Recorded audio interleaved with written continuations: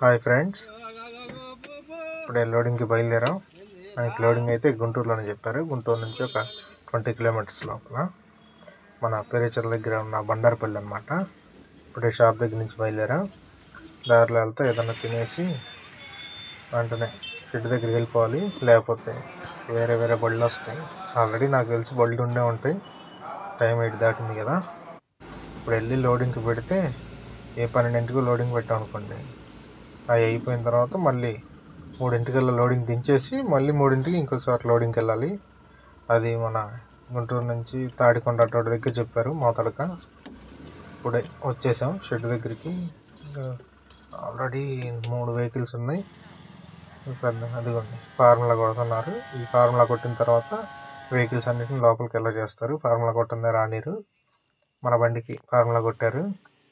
Wait చేస్తున్నాం లోపలికి ఎప్పుడు పిలుస్తారా అని. ఫుల్ బండి 600 కూళ్ళు పడతాయి మనకి లోడింగ్.